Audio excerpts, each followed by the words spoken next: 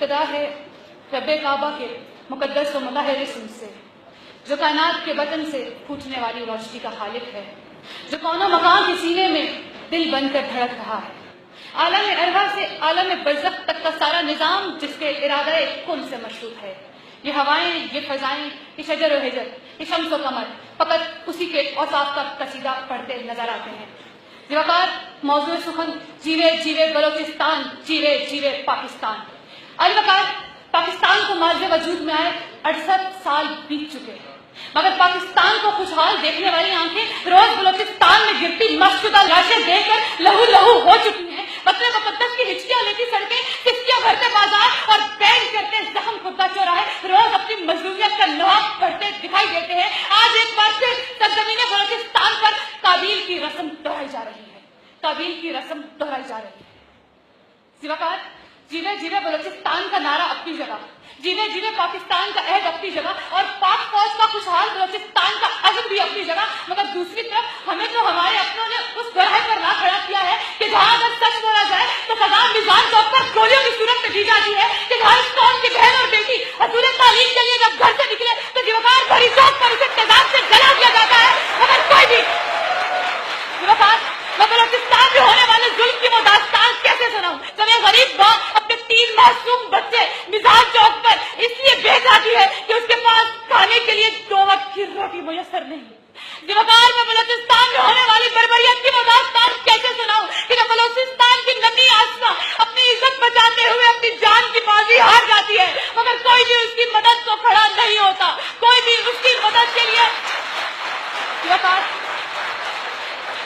وقار منشور پاکستان کے مطابق سرزمین بلوچستان میں تو امن کا بول بالا ہونا چاہیے تھا، مگر مستوق میں بپا ہوتی کربلا کو تو پوری دنیا نے دیکھا کہ جہاں زائرین بوند بوند پانی کو ویسے ہی ترسے جیسے کربلا میں آلہ رسول بوند بوند پانی کو ترسی، تو پھر میں کیسے کہہ دوں کہ جیوے جیوے بلوچستان، جیوے جیوے پاکستان۔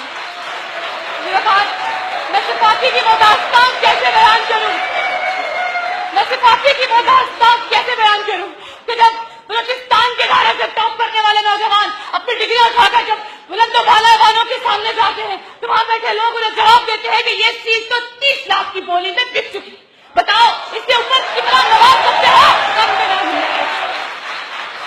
الوقار میرا دل خون کی آنسو ہوتا ہے جب ہر روز صبح یونیورسٹی جاتے وقت دیکھتی ہوں کہ غریب مزدور باپ کا بیٹا تو کوڑے کے ڈھیر میں سے اپنے لیے رزق تلاش کرتے دکھائی دیتا ہے، جبکہ دوسری طرف بلند و بالا ایوانوں میں بیٹھنے والوں کے بیٹے امریکہ اور برطانیہ میں عیاشیاں کرتے نظر آتے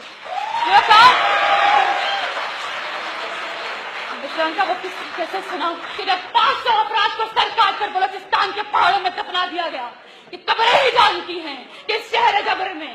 قبریں ہی جانتی ہیں کہ شہر جبر میں مر کر ہوئے ہیں دفن یا زندہ کڑے ہیں لوگ، یا زندہ کڑے ہیں لوگ۔ وقار منشور قرآن کے مطابق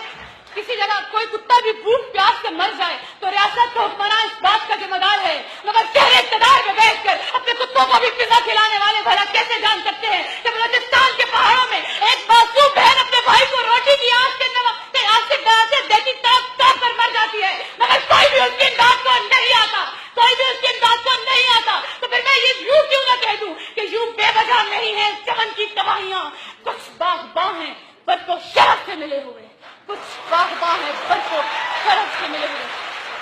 جب باغباں ہی بد کو شرف سے مل جائیں تو پھر وطن مقدس میں بے گناہ خون سرعام بہتا ہے۔ جب باغباں ہی بد کو شرف سے مل جائیں تو وہاں جسموں کے صنوبر کٹ کٹ کے گرتے ہیں، جہاں باغباں ہی بد کو شرف سے مل جائیں تو وہیں قاتل سروں سے فصلے کاٹ کر لا الہ الا اللہ کا ورد کرتے نظر آتے ہیں۔ تو پھر کہاں گیا عدل کا عدل اور کہاں گیا منصف کا انصاف؟ سواکار جیوے جیوے بلوچستان، جیوے جیوے پاکستان اب محض ایک نعرہ نہیں رہا، اس کی عملی تصویر کا ثبوت ہم نے آج سے برسوں پہلے دیا کہ جب بلوچستان کے پہاڑوں سے ایک پہاڑ چاہی نے اپنا سینہ چاک کر پاکستان کی ایٹمی قوت ہونے کا اعلان کیا۔ جیوے جیوے بلوچستان کا نعرہ پاک فوج نے اس وقت پہ لگایا